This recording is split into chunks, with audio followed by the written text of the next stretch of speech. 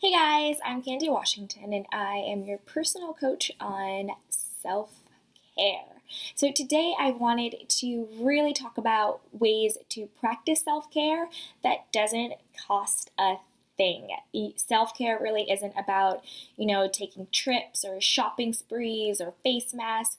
It's really about the intentionality behind those actions. So you don't have to spend a lot of money. You actually don't have to spend any money to truly practice self-care. And to me, self-care just means taking time to honor the space that I take up, taking time to honor my own intuition and myself, taking time to recharge, and knowing that I am my first and best priority. So, the first way to practice self care that won't cost you a thing is to just mentally and emotionally check in with yourself throughout the day. And it's as simple as getting quiet and saying, how am I feeling right now? What am I feeling right now? And tap into those feelings. Maybe you have some underlying anxiety that you don't even know is there, but you just need to check in and get, a hold on that. Maybe it's depression, or maybe it's worry or doubt. Maybe it's joy. Maybe it's happiness. Maybe it's nervousness. Maybe there's something, a gut feeling saying, don't do that.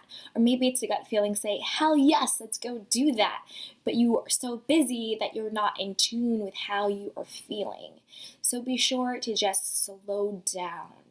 Take a moment to yourself and check in with yourself. How am I feeling right now? Is there any tension? Is there any stress? How can I tell my mind and body to just relax and to slow down and to be in tune? And another great way to really get in tune with yourself is just to say, I am here now.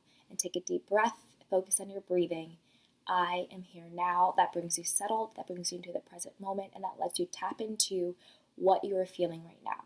And that is just a very simple mindset shift. It doesn't cost you anything, but it centers you, it grounds you, and it gets you in tune and in alignment with where you're at right now. And then that will then inform the next right step for you. A second way to practice self-care that won't cost you anything at all is creating boundaries for yourself and harnessing the power of no. I struggled with this for a very long time. I had the disease to please. I always wanted people to know that I was always there for them. Anything they needed, I had their back. And, I would just put their needs and their wants above my own needs and wants, whether it was convenient for me or not. I was the friend, I was the daughter, I was the girlfriend, I was the sister that would just always show up and just always be there. And I had to really learn how to say no, because if I am continuously extending myself but I'm not getting filled back up, then I am depleted.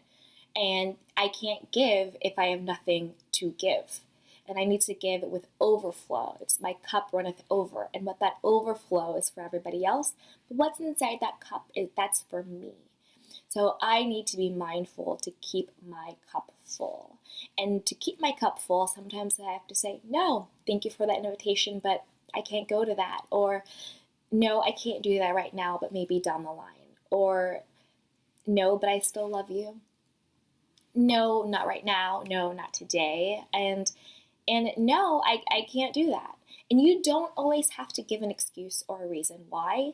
If you don't feel like doing something, don't do it. And it's okay to say no. And don't feel that you're going to disappoint people. They're not going to love you. They're not going to like you. Because your value is not rooted in what you do for other people. Your value is rooted intrinsically. Because you are here, you are inherently valuable. You don't get value through what you do for other people. You get value for who you are. And it does no one a service. It does everyone a disservice if you are doing things that you truly do not want to be doing. And a good way to tap into the power of no is by using the power of intention. So think about, what is really the intention behind me doing this? Is my intention because I really want to do it? Or is my intention, I don't want to disappoint someone, I want everyone to think that I'm nice or kind, I don't want to appear to be selfish?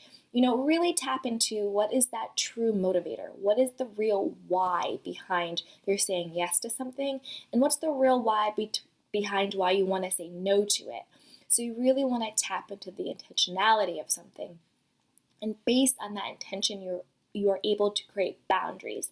And if people are unwilling to respect those boundaries that you set forth, then those aren't really your people. And then you have to really sit back and say, do I want to be friends with someone that is mad at me for saying no to them? Do I want to be in a relationship with someone that is angry because I create healthy boundaries in that relationship? Do I want to be at a job where my boss, isn't flexible to what my needs and wants are in my role?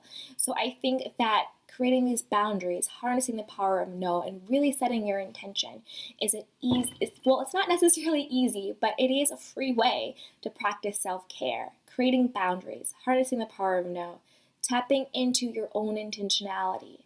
Those are all powerful self-care practices to make you become the best version of yourself and to really harness your own power and harness joy back into your life.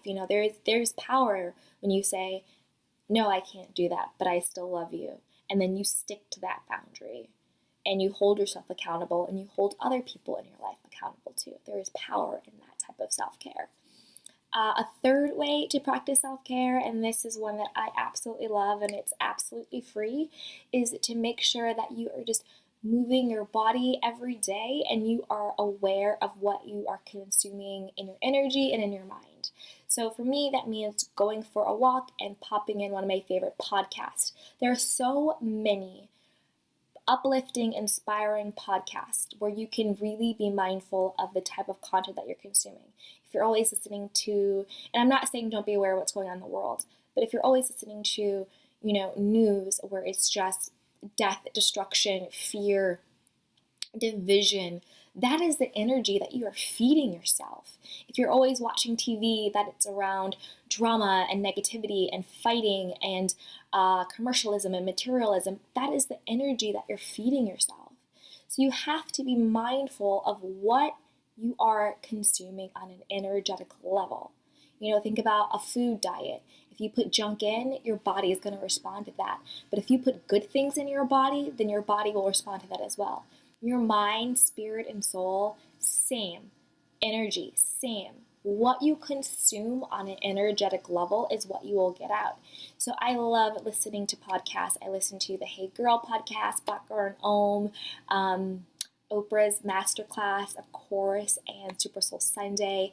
But there are so many, Girl Boss as well, Dear Sugars. But there are so many podcasts out there that can really tap into whatever it is that you are, facing or going through or identify with, that can give you healthy tools to cope with that. Or they're just happy and positive and open, things to consume. So you really want to be mindful about what you're consuming on an energetic level.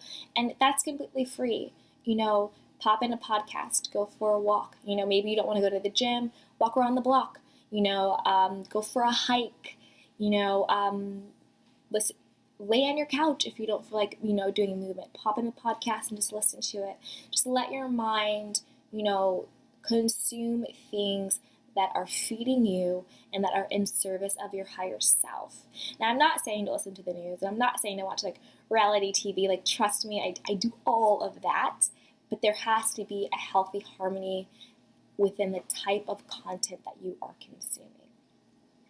So I hope that you found this helpful. Just 3 free ways to practice self-care.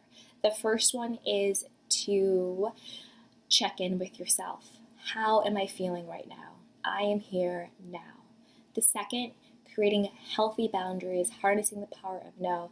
No, I can't, but I still love you. And the third is being mindful of the type of content that you are consuming and do movement of body. Pop in a podcast, go for a walk, meditate, clear out all the noise, and just get back centered. So I would love, love, love, love for you to join me in the comments below, and in the notes below you can see links to join me for a little bit of self-care if you want a coach to help you with this, or if you just really need someone to talk to you about what self-care is, what it means for you, and how it can transform your life. You can email me at info@candywashington.com, and you can find me at candywashington.com, and also there's a link below for where you can sign up for some coaching if that is what you want. So sending you guys all a lot of light and love.